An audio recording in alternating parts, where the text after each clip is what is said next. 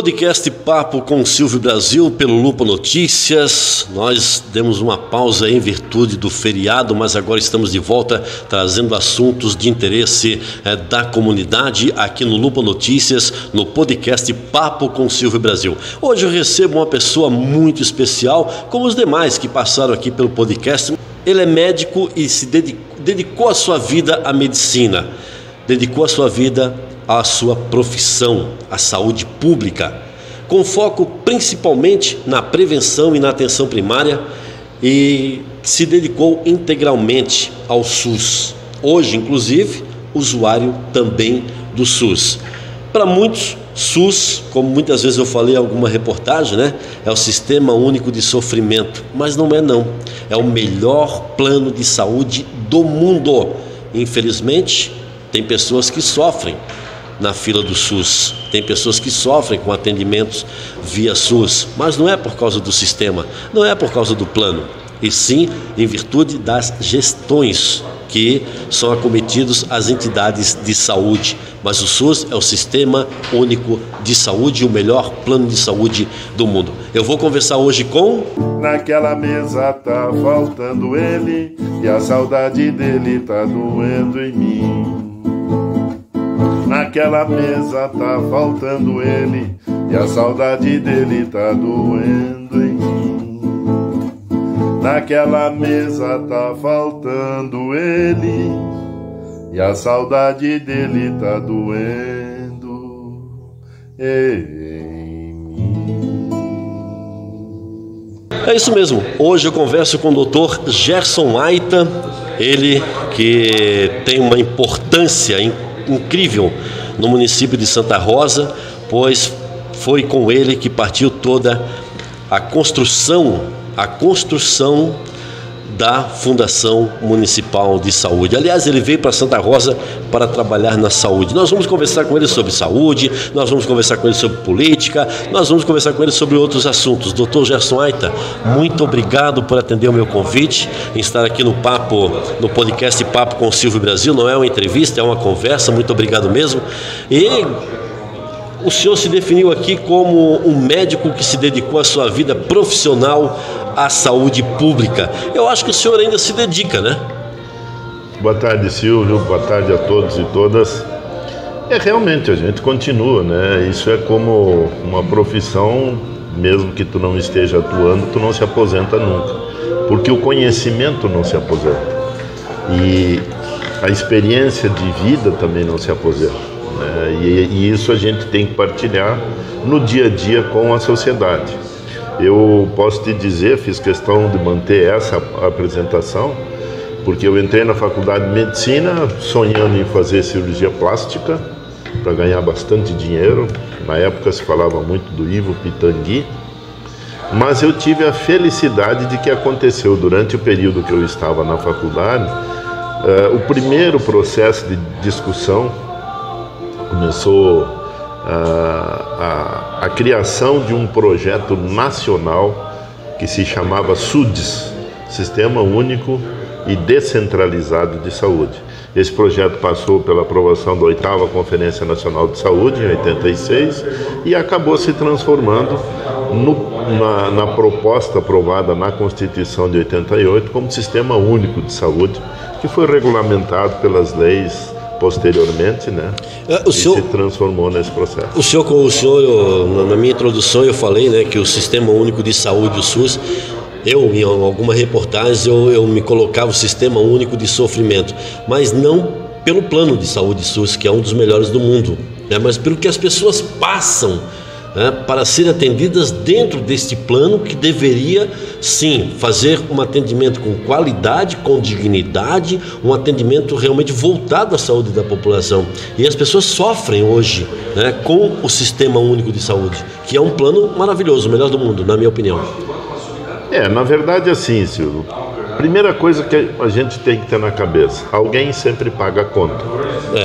Então tem que haver dinheiro para que o SUS seja implementado na íntegra, e eu acho que os orçamentos, tanto nacional, quanto estadual, quanto municipais, nunca conseguiram alcançar o volume de recursos necessários para atender 100% da demanda do SUS. Há um outro problema com relação a isso. Alguns outros. Vamos abordar alguns deles aqui. O SUS, quando ele é direcionado para prevenção, ele tem um efeito e um impacto muito forte na população. Mas esse impacto não se dá no primeiro, segundo, terceiro, quarto ano de vida. É ao longo de décadas que esse impacto vai se dando. Aqui mesmo nós conseguimos, de 1995 até 2005, mais ou menos, nós conseguimos zerar os casos de câncer de colo de útero. Chegamos a passar 3 anos sem ter um caso de câncer de colo de útero. Mas foi preciso um longo processo de planejamento e direcionado à prevenção. E muito importante, que os profissionais que estejam atendendo próximo à comunidade, nos postos de saúde, sejam preparados para esse trabalho de prevenção e o trabalho de atenção primária. E que eles não estejam sozinhos. Então, a primeira dificuldade é a preparação dos profissionais. Não é simplesmente pegar um médico e botar atender num posto de saúde. Ele tem que ter a visão preparada para atender a comunidade, para estar atento à comunidade e para fazer a promoção de saúde junto a essa comunidade. Então é um trabalho de entrosamento, de integração que acontece ao longo do tempo. O segundo aspecto é que a atenção primária ela consegue resolver em torno de 85% a 90% dos problemas de saúde. Mas esses outros 10% a 15% dependem de uma retaguarda, de serviços especializados, dependem de áreas mais avançadas, né? E que a grande maioria dos municípios não consegue ter. Em parte, esse processo avançou mais lentamente, porque havia um entendimento de que tudo deveria ser público. E criou-se uma guerra entre o setor público e privado. E dessa guerra é que faltou o entrosamento necessário entre o atendimento privado, que acontece de forma complementar, e a atenção primária. Então, o primeiro aspecto foi esse. Depois surgiram outros problemas e nós estamos vivenciando uma era muito complicada, que são a era das OS, as Organizações Sociais em Saúde, em que o município ou o Estado entrega para o setor privado a gestão do próprio sistema de saúde. Esse setor contrata profissionais terceirizados e isso vem sendo, se tu pegar exemplo, aconteceu muito em São Paulo, no Nordeste, e foi um problema em Canoas, aqui no Rio Grande do Sul, a GAMP, que era um dos grupos que prestava serviço na área de gestão, trucidaram os orçamentos, acabaram com os orçamentos do sistema de saúde e com os próprios serviços de saúde. Então, por isso a população acabou ficando desassistida. Imagina se com a gestão pública, que não leva nenhum benefício, já é difícil manter gestão em saúde, imagina a gestão privada entrando.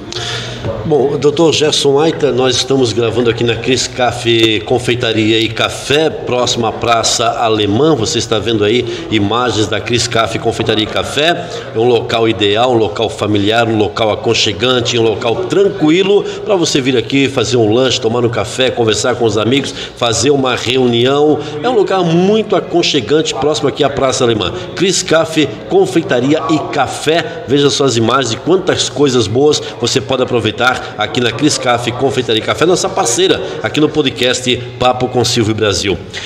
Dr. Gerson Aita, nosso convidado especial de hoje do podcast. Vamos falar sobre saúde, estamos falando sobre saúde, daqui a pouco outros assuntos também. Mas, doutor, por que hoje... Eu não quero falar só de Santa Rosa, tá? Para não dar a impressão que eu convidei o senhor para a gente apontar defeitos na saúde de Santa Rosa.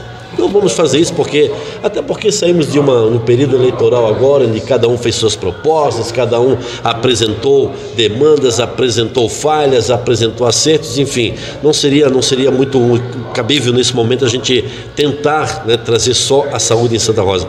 Mas por que de repente nos municípios existe essa defasagem no atendimento à saúde? Por exemplo, o exame de Papa Nicolau, por exemplo, né? Há um recurso muito grande para o exame de Papa Nicolau, mas esse recurso não é totalmente aplicado a isso. Nós temos dados, inclusive, desses exames. Eu não falo a pauta direto, mas é só um exemplo que eu estou citando. Por que diante do SUS, que as pessoas têm o direito, elas não têm o atendimento que deveriam ter? Eu sei, o senhor falou a questão privada, falou agora também, mas, infelizmente, hoje, quando se fala em SUS, né, o Sistema Único de Saúde, essa saúde via SUS, as pessoas já têm o entendimento que ali vai demorar uma consulta, ali vai demorar uma cirurgia, ali vai demorar um procedimento, porque tem que passar via ou Secretaria de Saúde, ou via Fundação, ou via algum órgão público para conseguir uma cirurgia, para conseguir uma consulta, para conseguir um exame. Por que tudo demora, né, hoje, em nível geral, via SUS? Eu quero te dizer o seguinte: isso já demorou muito mais até. Em primeiro lugar, se organizar da rede de atendimento de atenção básica no município, em Santa Rosa nós tivemos condições de atender 100% a demanda do município. E foi isso que permitiu zerar os casos de câncer. O Papa Nicolau simplesmente se contrata um laboratório. Claro que o laboratório é preciso que haja um controle de qualidade desse serviço. Não vou entrar nesse mérito, porque não tenho desconfiança nenhuma, nada disso. Claro. Mas é preciso garantir a qualidade desse exame complementar que é feito por alguém que é pago para fazer esse exame. Exames do Estado, laboratórios do Estado também participam desse processo. Muitos municípios mandam para o laboratório do Estado. E a demora... existem alguns componentes que são indispensáveis. Um deles é o controle e a fiscalização. O que permitiu que Santa Rosa, e eu tenho que entrar em Santa Rosa, por que Santa Rosa conseguia fazer mais do que os outros municípios conseguiam? Aqui existe uma outra coisa chamada o mercado da doença, que pouca gente fala, pouca gente conhece. O que é o mercado da doença? Se eu sou um profissional, seja médico, dentista, enfermeiro, psicólogo, enfim, existe um mercado da doença, onde as pessoas doentes necessitam atendimento. E esse mercado, como todo mercado, é controlado pela oferta e pela procura. Certo. Né? Quanto mais pessoas existem, mais difícil o atendimento, mais caro se cobra a consulta, é todo um processo assim. E quando se planejou o sistema de saúde de Santa Rosa, se levou em conta esse processo. A gente tem que, como principal comprador, que é o SUS, porque o SUS, quando compra serviço, compra grande quantidade de serviço. Apesar de pagar bem menos do que o particular. Bem menos do que o particular, bem exatamente. Menos. Mas ele pode oferecer situações complementares que compensam esse recurso a menos que o setor privado recebe. Por exemplo, com projetos recebem emendas de parlamentares, recebem financiamento a custo perdido, recebem equipamentos, recebem insumos, sabe, em que acabam complementando o pagamento. Muitos locais, e aqui eu saio de Santa Rosa, muitos municípios pequenos não têm condições de manter um tomógrafo, de manter um aparelho mais sofisticado de exame complementar. O governo da União e o governo do Estado se juntam, compram esse aparelho e disponibilizam para um serviço. Esse serviço vai usar esse aparelho tanto para fazer os exames do SUS, como dos convênios, como dos particulares. Então ele acaba tendo um benefício secundário que compensa o atendimento que ele presta pelo SUS, que é menos remunerado do que deveria ser. A questão da demora via SUS é um dos problemas que mais aflige as pessoas, né? A demora tem um outro componente, Silvio, assim, é preciso que se fiscalize os fluxos de encaminhamento. Por exemplo, um paciente é atendido numa unidade básica de saúde, ele necessita de uma tomografia, então ele não vai direto ao serviço e o serviço faz.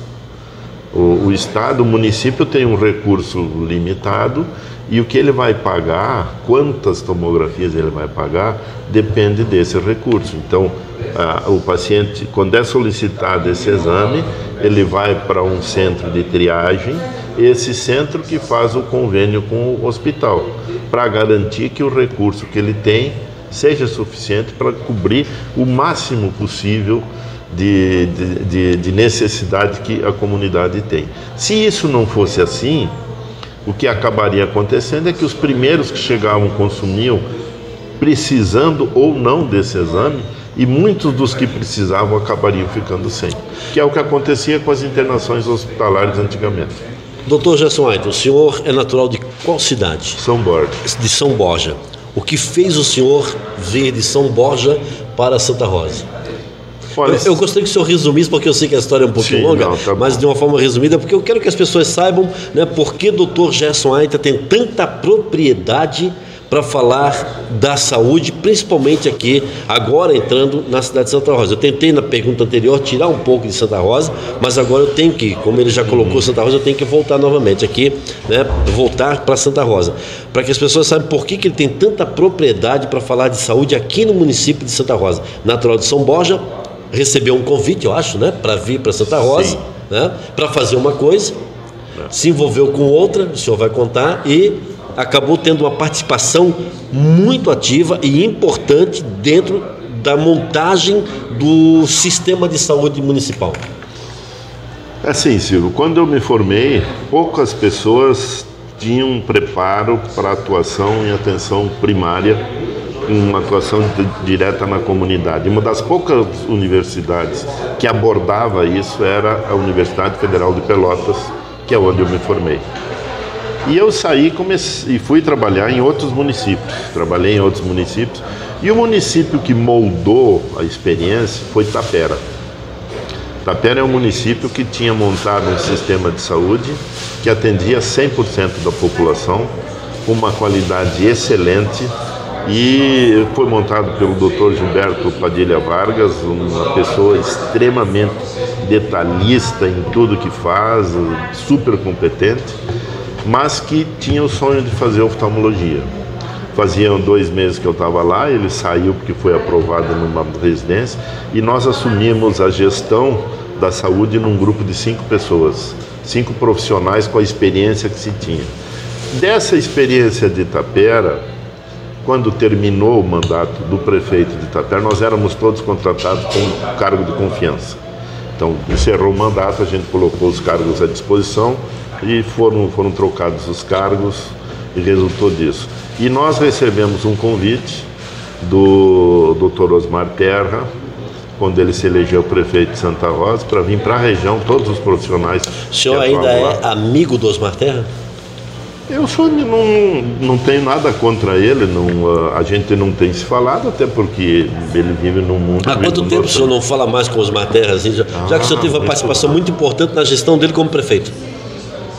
Olha, não sei, acho que uns 10, 15 anos. Mas que não fala mais com o Osmar Terra? Exatamente. 10, 15 anos? Sim.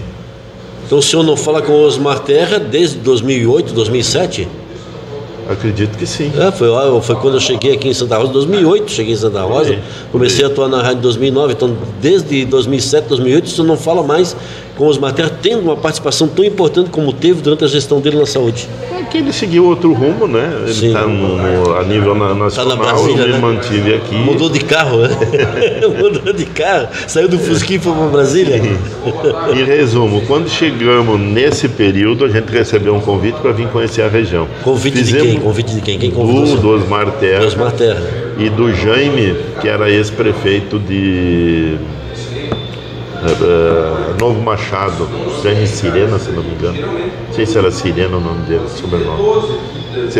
Eles dois fizeram um convite para os profissionais virem, a gente fez uma reunião com vários prefeitos de toda a região e a gente expôs a experiência de Tapera. Olha, o Dr. Gerson Aita, nós chegamos agora, nós queríamos nesse ponto do podcast, né, nessa conversa, porque o Dr. Gerson Aita tem um talento de ser médico, que é a profissão dele. Isso é uma dádiva de Deus, né, que Deus deu a ele para que fosse médico e seja médico. Ele é médico, tá? Isso é uma coisa que vem de Deus. Outra coisa que vem de Deus para ele é um talento que ele tem, que nós vamos falar daqui a pouco, porque foi sobre esse talento que ele tem, que não é a medicina, que ele veio para Santa Rosa, né? Não foi isso, não? É, sim. Na verdade, a gente veio, fez essa reunião, eu acabei indo trabalhar em Independência, de Independência saí, acabei em Porto Alegre. Em Porto Alegre, eu queria conhecer o Musicanto. Música, aí... Aí eu vim para conhecer o Musicanto no final de semana, e nesse final de semana eu fui recebido por amigos que trabalhavam aqui, faziam parte do Conselho Municipal de Saúde.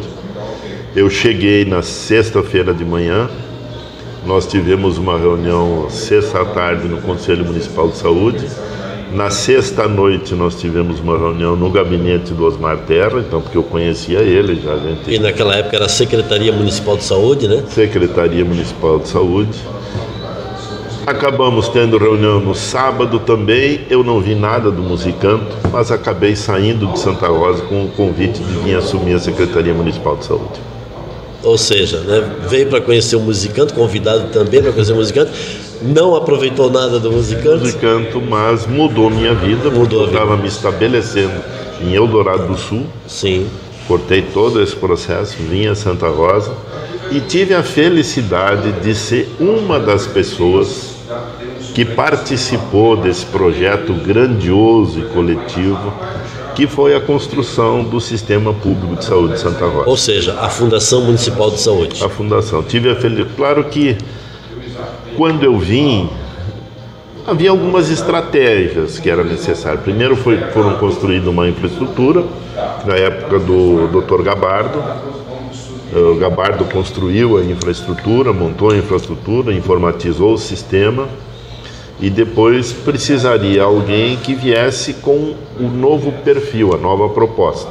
Existia já um anteprojeto feito pelo IBAN, o Instituto Brasileiro de Apoio à Administração Municipal.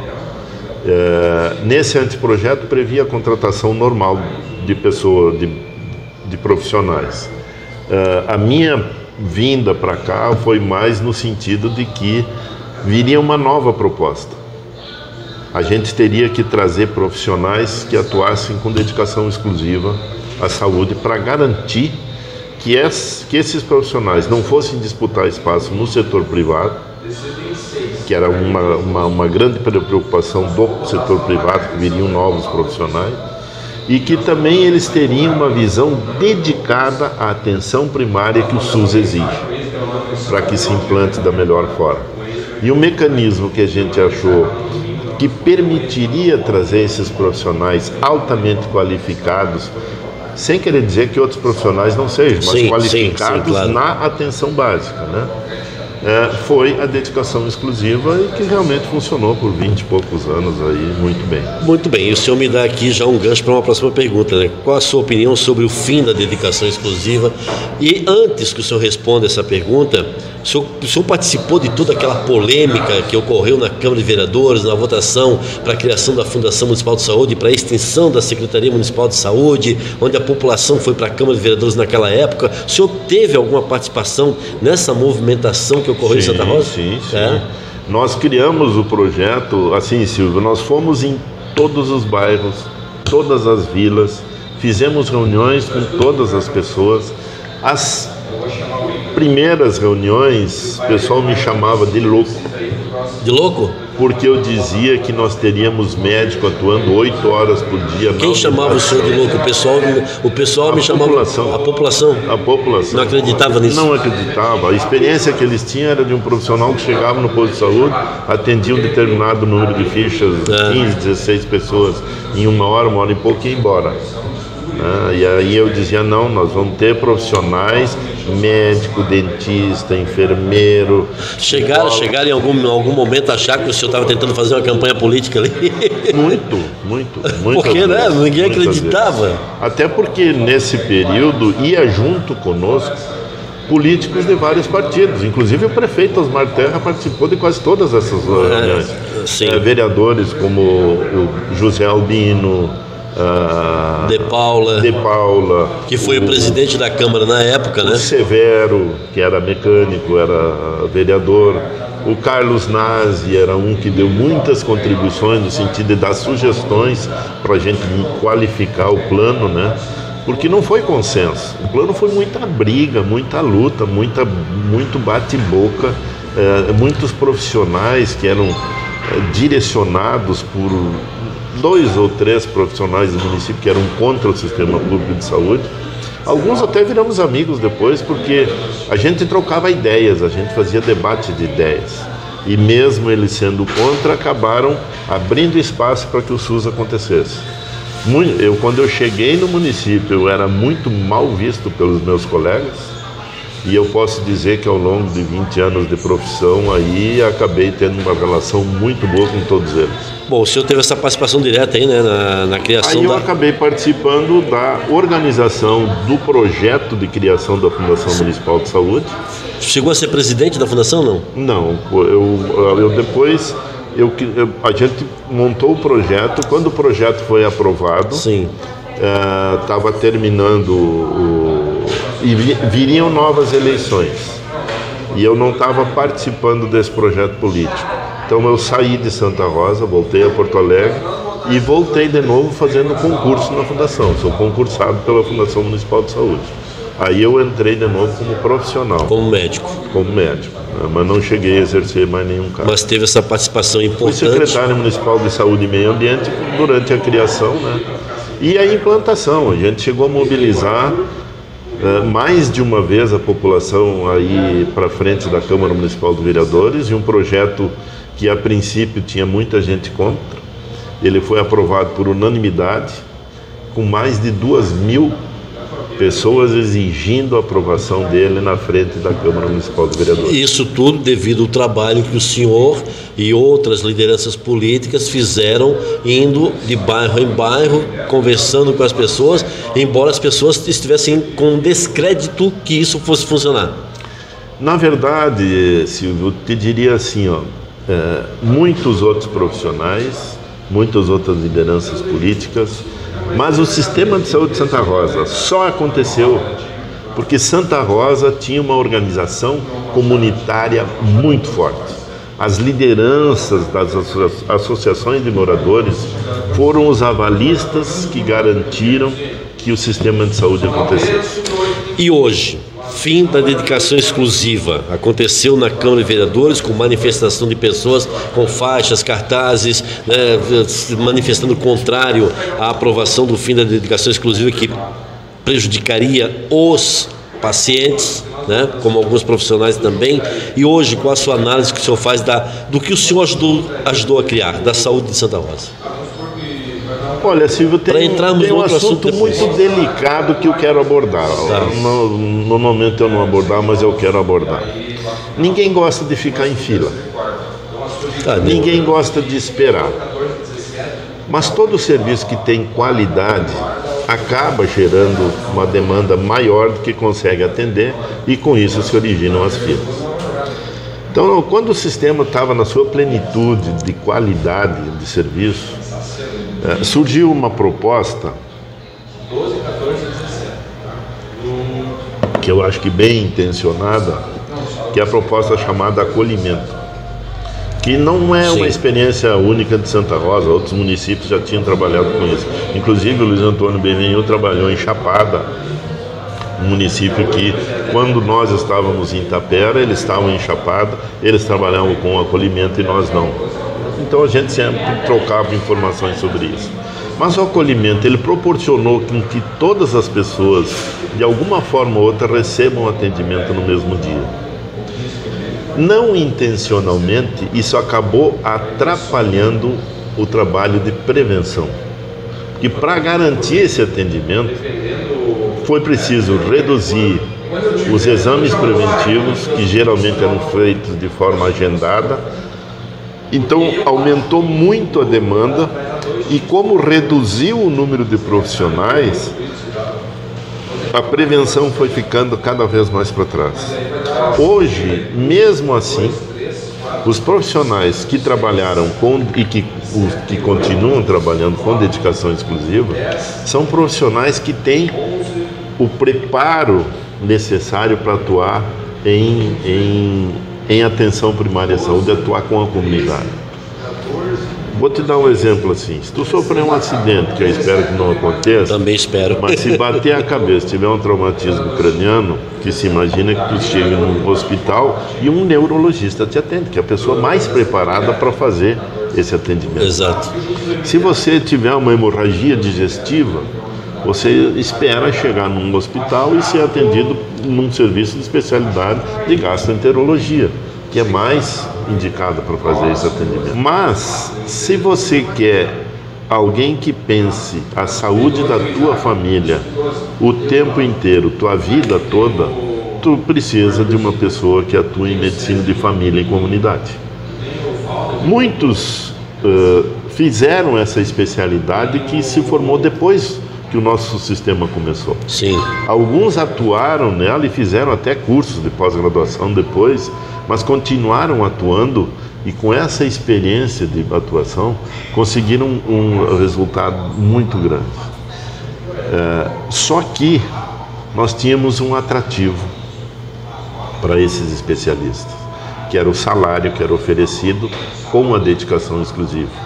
Isso não é só médico, isso é enfermeiro, isso é dentista, psicólogo, fonoaudiólogo, que tem que ter a visão preparada para o trabalho em equipe, a visão interdisciplinar e o trabalho com a comunidade. No momento que se tira esse atrativo, tu acaba atraindo outros profissionais que têm pode ser especialista bem conceituados até em outra área, mas que para garantir a entrada num hospital nessa outra área, ele concorda em fazer um atendimento no posto de saúde. Então, o atendimento feito nas unidades, muitas vezes, acabam sendo feito por pessoas que vê ela como um bico. Sim.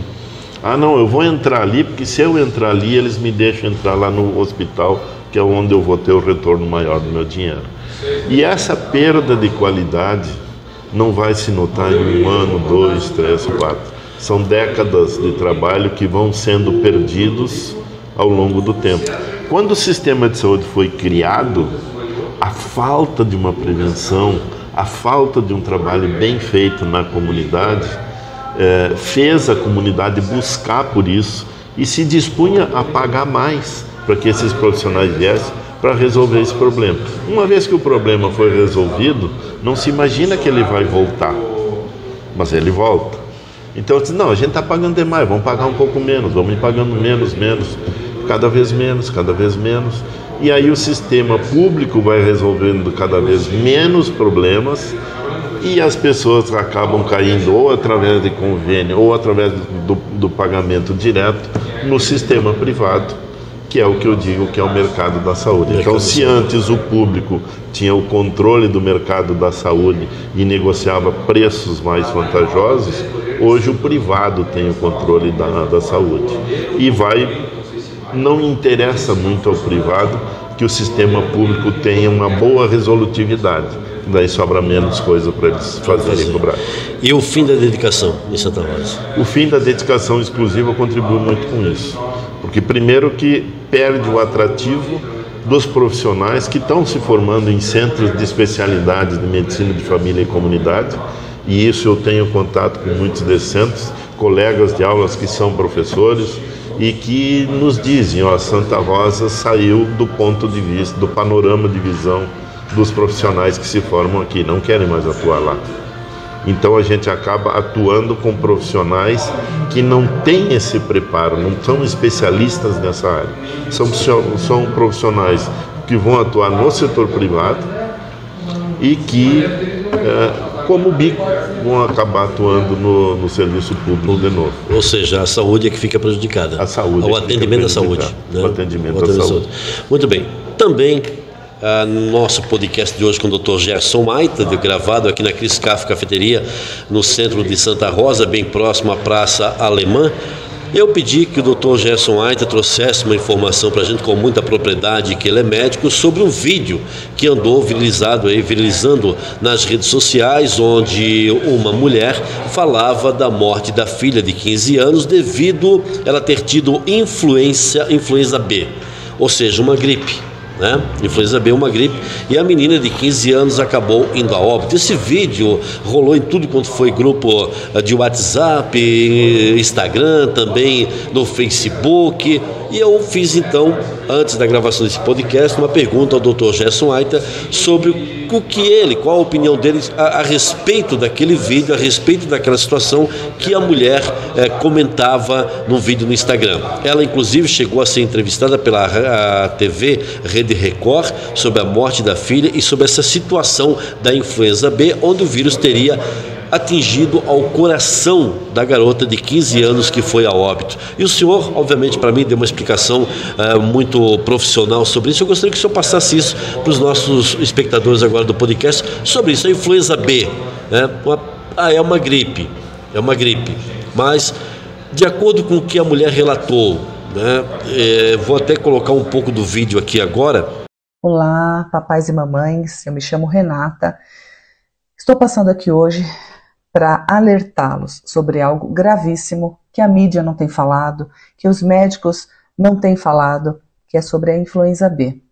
Ao pesquisarem sobre influenza B, vocês vão ver que ela é uma variação do vírus H1N1, onde ele se transmuta e se transforma em H2N2, H3N2 e assim vai sucessivamente. Esse vírus de influenza B, ele não tem aspectos gripais. Ele simplesmente causa dores de cabeça, fadiga, às vezes náuseas e vômitos e diarreias, porém, e também uma leve febre. É um sintoma muito parecido como se fosse uma virose. Portanto, se o seu filho sentir qualquer sintoma que se identifique a esses que eu acabei de falar, leve-os ao médico e solicite, por favor, um teste de influenza. A influenza B, ela atacou diretamente o coração da minha filha. Mas, ao ser detectada, os médicos não têm um protocolo específico para que essa doença seja abrandada. O que aconteceu?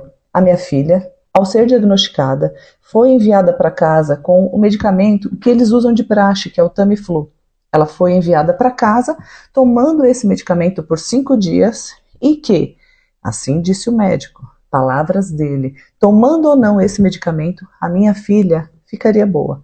E que eu poderia parar de ministrar o Tamiflu caso ela sentisse reações adversas. E eu perguntei, quais reações?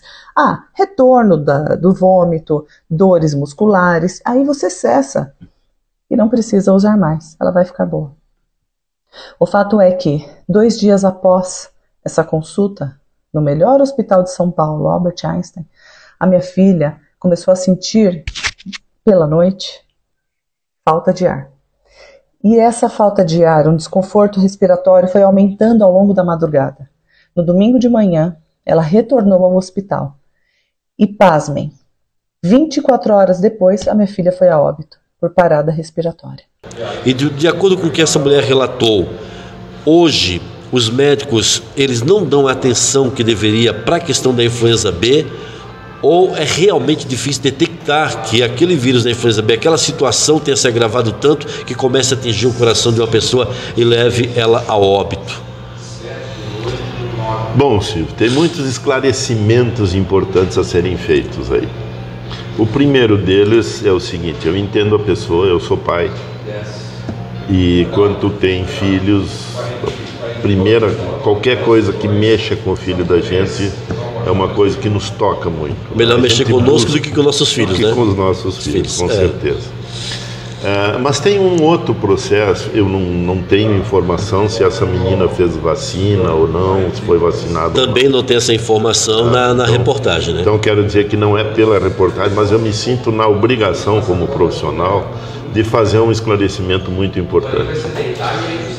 Influenza A ou B, eu não encontrei, não vou dizer que não tenha, mas eu não encontrei nenhum estudo que diga que o vírus influenza B tenha maior probabilidade do que o A de resultar em problemas cardíacos. O vírus da influenza, em torno de 10% das pessoas que são acometidas tem miocardite, tem infecção no miocárdio provocada pelo vírus influenza e também agravada pela nossa resposta contra o vírus.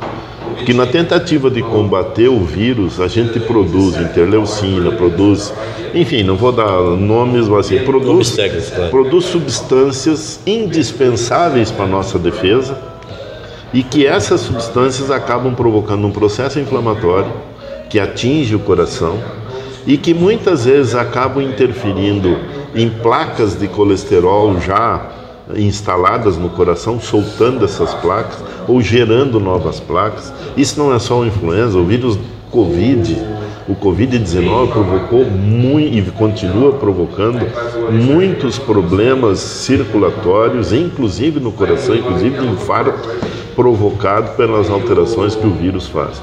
Os vírus, quando entram, e aí eu volto ao influenza, por que se fala mais do A? Porque é o vírus mais comum. O influenza B é um vírus mais raro. O A é comum, mas o estrago vírus que os dois fazem é o mesmo. Esses vírus, eles não sofrem mutação de uma fase para outra? Sofrem, tanto que tu vê aí o AH1N1, o AH3N2, enfim, são várias. Os vírus sofrem mutações. Mas a medicina procura acompanhar essas mutações para evitar que ele seja tão letal à vida das pessoas? Acredito que procura, mas nós estamos vivendo um processo muito complicado. Está havendo uma reação muito forte contra a vacinação. Inclusive, no comentário... A vacinação, muitas vezes, ela evita a infecção, porque no momento que o vírus entra, a gente já tem anticorpos pronto, ataca ele e acaba com ele. Certo. Mas muitas vezes, mesmo que não acabe com ele, mesmo que a gente venha a ter a gripe provocada pelo vírus influenza, os sintomas são bem mais amenos. Porque desde que o vírus entra, ele já é combatido e eliminado. Quando tu não tem uma vacina, tu não tem anticorpos, o vírus entra, faz muitos estragos até que o organismo reconheça ele e produza anticorpos específicos contra ele, que faz com que ele seja eliminado depois. É importante o senhor falar isso porque em um comentário que eu li na reportagem feita pela TV Record e no relato da mãe dessa menina de 15 anos que faleceu não em qualquer hospital, não foi em qualquer hospital, foi o Albert Einstein, em São Paulo. Né? Não foi com ela cita o nome do hospital. Estou citando porque ela cita e o vídeo eu posso reproduzir a qualquer momento.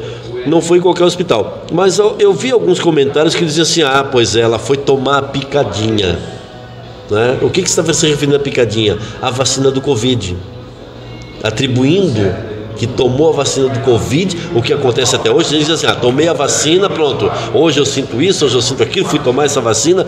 Eu tomei a vacina e não sinto nada até hoje, além daquilo que eu sempre senti. A minha esposa tomou, a minha filha tomou, e não temos nada que pudesse dizer assim: não, nós começamos a ter esses sintomas ou essas situações após tomarmos a vacina contra a Covid. Não, nós não temos. Mas as pessoas insistem em fazer isso, né? Insistem em falar isso. Teria alguma ligação? Não, certamente não tem ligação.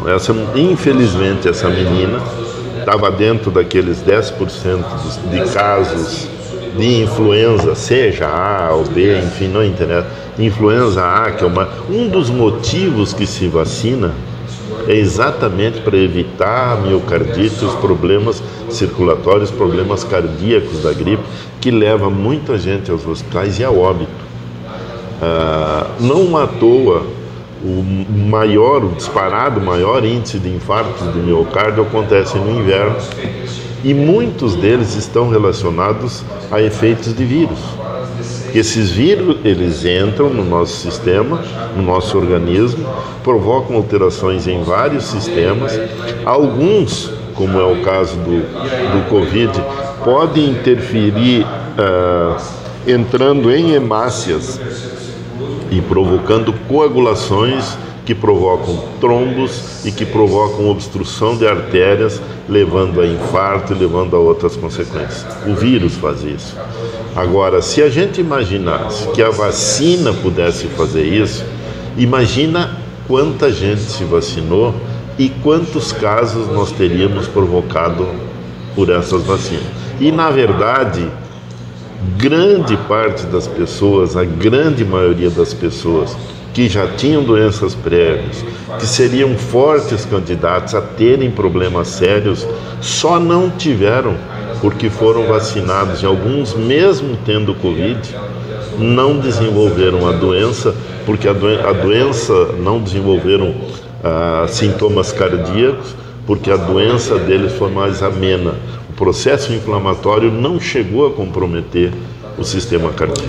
Nesse caso dessa menina, como a mãe faz o relato, né, inclusive na entrevista que deu à televisão também, não houve ali, doutor, eu até faço uma colocação aqui, que eu sempre ouço dizer o seguinte: olha, os médicos são todos corporativistas. Eu falei isso, né? Comentei isso com o senhor quando nós conversamos. Não houve ali, de repente, não quero dizer uma omissão em hipótese alguma, jamais, mas os médicos, quando receberam essa menina no hospital, que já estava sentindo dor de cabeça, ela começou com uma dor de cabeça na escola, reclamou para a mãe, né? Estou com dor de cabeça e tal, e isso foi se agravando e ela morreu junto com a mãe ali, a mãe junto dela, mãe, não suporto mais, e ela foi ao óbito, tá? Não seria o caso de quando essa menina chegou lá naquele hospital, que é um hospital renomado aí, nível internacional inclusive, fazer os exames para ver se ela não estava já com início de miocardite? Com certeza deveria ter feito, não sei se não foi feito, né? Porque na verdade assim, uma coisa é a presença do vírus no organismo dela. O vírus faz o estrago no organismo dela, como faz no organismo de todas as outras pessoas. Então, assim, se não havia nada a ser feito para evitar uma evolução para um quadro mais grave. Se fosse detectado que fosse influenza B, o tratamento seria o mesmo: oseltamivir, tratamento de suporte, repouso, líquido e ficar de olho.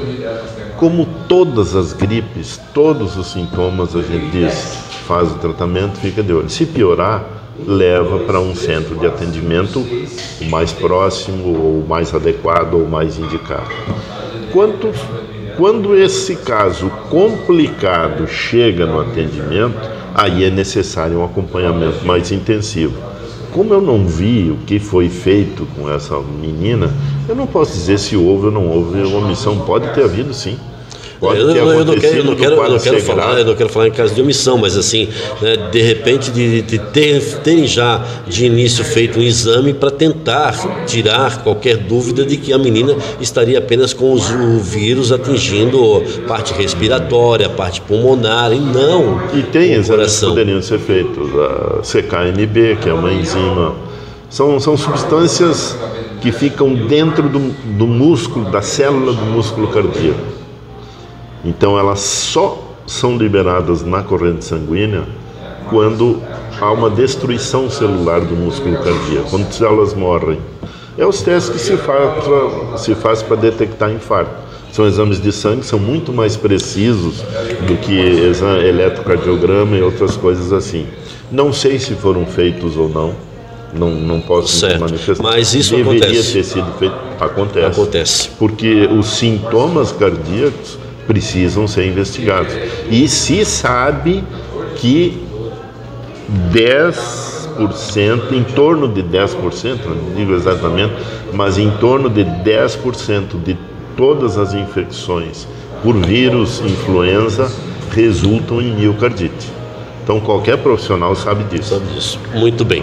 Dr. Gerson Aita, aqui no nosso podcast. Dr. Gerson Aita vai receber agora o mimo da Cris Café, Confeitaria e Café. E a Ana vem entregar esse mimo aqui para o Dr. Gerson Aita, nosso convidado aqui no podcast, dessa conversa importante sobre saúde. Mas eu não vou encerrar aqui. Nós falamos de saúde desde o começo ao fim. Só que o Dr. Gerson Aita tem um talento especial, né? Tem um talento especial que você vai ver aqui no podcast, porque ele canta, gente. Canta e encanta com o violão, tá? E inclusive eu vou pedir para ele cantar para a gente aqui no podcast. Aqui não tem violão, ele não vai cantar agora, vai mandar para mim. Eu já tenho vídeos dele cantando, né? Mas de onde vem essa paixão pela música? Porque eu vejo que o senhor, aí está, a Ana entregando aqui. Obrigado. O mimo da Cris Café Confeitaria e Café, para o Dr. Gerson Aita, em nome do Lupa Notícias também, tá, doutor? Por você ter aceito esse nosso convite para vir conversar conosco aqui. A Cris Café Cafeitaria e Café, como o senhor viu, é um local muito familiar, muito tranquilo. Bom. Tem um café muito bom. Tem um café bom, né? Tem um cappuccino bom também, tá? Um atendimento da Ana ali também maravilhoso. As pessoas podem vir aqui na Cris Café Cafeitaria e Café, fazer o seu lanche, comer um doce, comer um salgado. A Ana está aqui para atender. Bom dia, boa tarde, aliás, né? Já tem uma senhora chegando aqui, me cumprimentou. Então, a Cris Café Cafeitaria e Confeitaria e Café, próxima à Praça Alemã, no centro da cidade. Aqui tem muitos consultórios, né? Tem bastante médicos aqui, dentistas também. Então, aqui perto, se você está com uma consulta agendada e a consulta de repente vai demorar um pouquinho, vem para cá. Vem para Cris Café Confeitaria e Café, tome seu café, faça seu lanche, como de repente um doce, um salgado, enfim. Uma variedade de produtos e sabores aqui na Cris Café Confeitaria e Café, próxima à Praça Alemã, onde nós gravamos o nosso podcast. Se sentiu à vontade aqui hoje, doutor? Muito, muito, muito. Sabe, Silvio, que eu estava na faculdade ainda quando eu aprendi com pacientes meus que tinham diabetes, e naquela época a gente cortava totalmente o açúcar de quem tinha diabetes, né? Não pode usar açúcar. E com o passar do tempo, muitos pacientes me diziam, cara, no começo foi difícil parar o açúcar, mas hoje eu sei o gosto que tem um suco, eu sei o gosto que tem o café, eu sei o gosto que tem o chá. Antes eu só sentia gosto de açúcar. Né? E desde essa época eu passei a consumir café sem açúcar. E não posso tomar muito, infelizmente, por causa da pressão. Se toma demais, a pressão sobe, tem complicações. Mas então eu me dou o luxo, quando eu posso, de tomar um café sem açúcar, e aprendi o sabor do café com o passar do tempo. E por isso eu posso dizer, o café daqui é excelente. Ele pode vir aí com açúcar ou sem açúcar, tá, você vai gostar também. Ele está elogiando o café aqui da Cris Café Confeitaria e Café, e realmente é bom. Às vezes a Ana me serve um cappuccino aqui enquanto eu vou conversando, tá? Então vem para cá, vem para Cris Café Confeitaria e Café também. E a música, Dr. Gerson Aita, para a gente encerrar o nosso podcast. Eu sou apaixonado por música, e música boa, né? Porque recebi um áudio do Dr. Gerson Aita cantando Trem das 11, lembra? Trem das 11, Trem das 11. De Adoniran Barbosa, né? Adoniran Barbosa, Nelson Gonçalves, Naquela Mesa. Isso tudo eram sambas que a gente cantava, né? Época de faculdade. Antes da faculdade, até o meu irmão fazia um curso de violão, e ele saiu, eu fiquei com o violão dele, e eu ia eu morava em São Leopoldo, eu ia na praça em São Leopoldo, onde a gente comia um lanche muito bom, e não era caro, era barato, e tinha sempre uma turma ali tocando samba.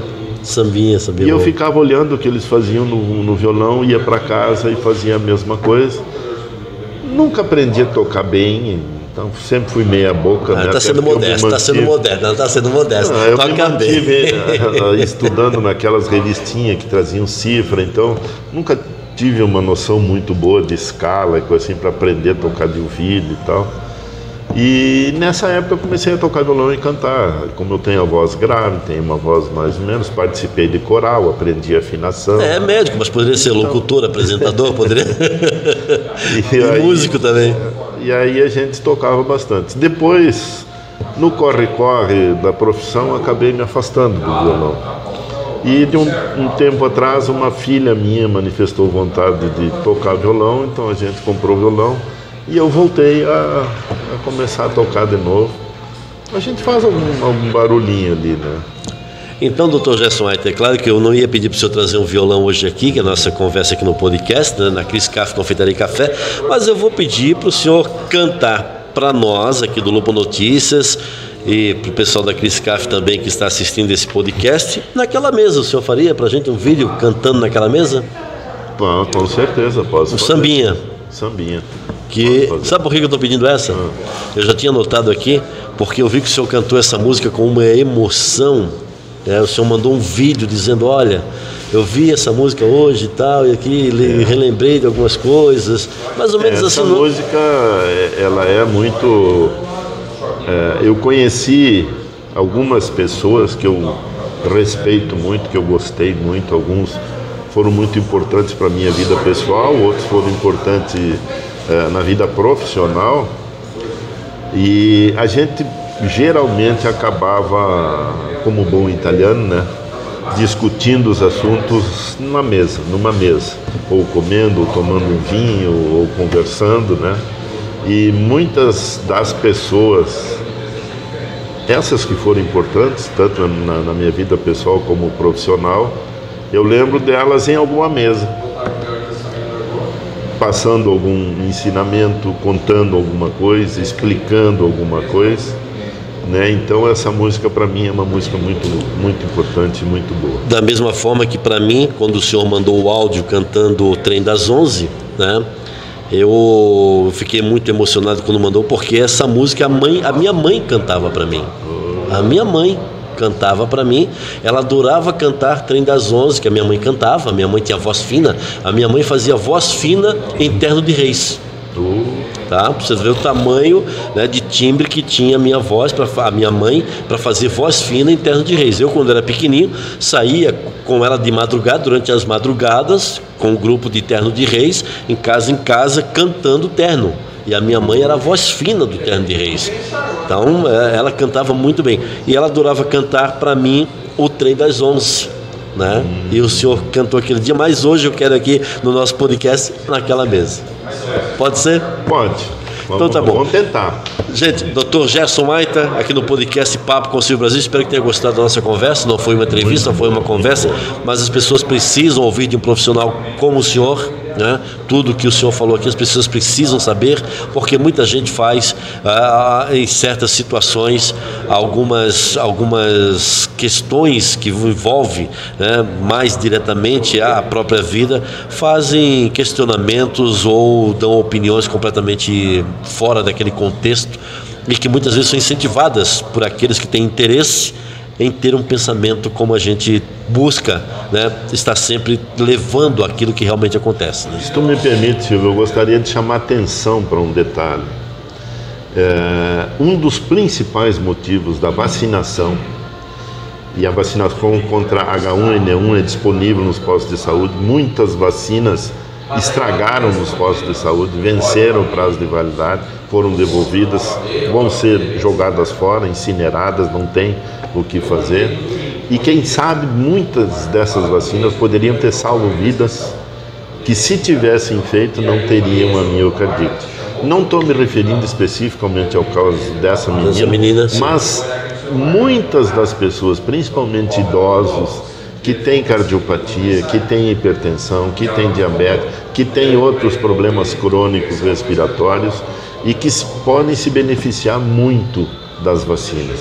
Não parem de fazer vacinas. As vacinas não são experimentais. Mesmo a vacina contra o Covid, a família Coronavidae, que é da onde sai o coronavírus, ela vem sendo estudada a vacina há 30 anos. Vem sendo testadas com vários tipos de inoculantes e tal. Aconteceu que durante a pandemia de Covid, algumas das vacinas que já estavam sendo aprovadas em vários estágios, que estavam sendo muito boas, o último estágio foi acelerado.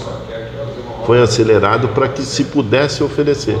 E também, por sorte nossa, elas deram muito certo, resultaram em salvar muitas vidas e nós estamos aí livres desse problema hoje. Gente, nesse podcast faltou falar um tema que é política, eu vou deixar para uma outra oportunidade, aí ele vem aqui só para falar sobre política aqui, para a opinião, porque o Dr. Gerson Maita também tem uma posição política muito forte, muito definida, tá? Mas não vamos falar disso hoje, não temos mais tempo aqui. Dr. Gerson, muito obrigado pela sua participação, me sinto honrado e lisonjeado de tê-lo aqui.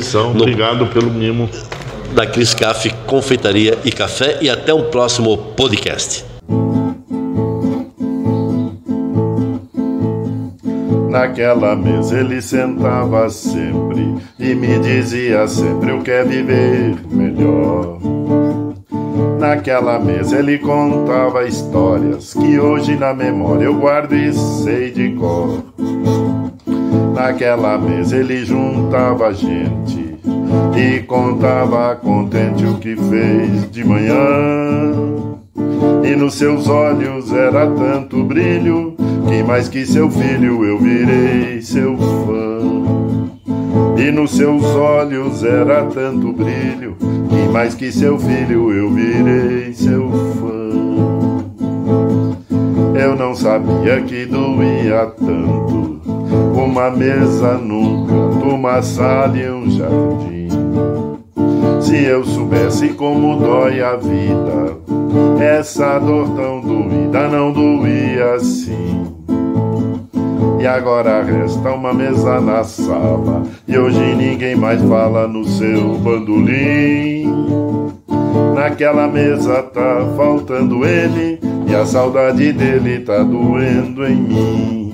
Naquela mesa tá faltando ele, e a saudade dele tá vivendo em mim. Naquela mesa ele sentava sempre e me dizia sempre o que é viver melhor. Naquela mesa ele contava histórias que hoje na memória eu guardo e sei de cor. Naquela mesa ele juntava a gente e contava contente o que fez de manhã. E nos seus olhos era tanto brilho, que mais que seu filho eu virei seu fã. E nos seus olhos era tanto brilho, que mais que seu filho eu virei seu fã. Eu não sabia que doía tanto uma mesa num canto, uma sala e um jardim. Se eu soubesse como dói a vida, essa dor tão doída não doía assim. E agora resta uma mesa na sala, e hoje ninguém mais fala no seu bandolim. Naquela mesa tá faltando ele, e a saudade dele tá doendo em mim. Naquela mesa tá faltando ele, e a saudade dele tá doendo em mim. Naquela mesa tá faltando ele, e a saudade dele tá doendo em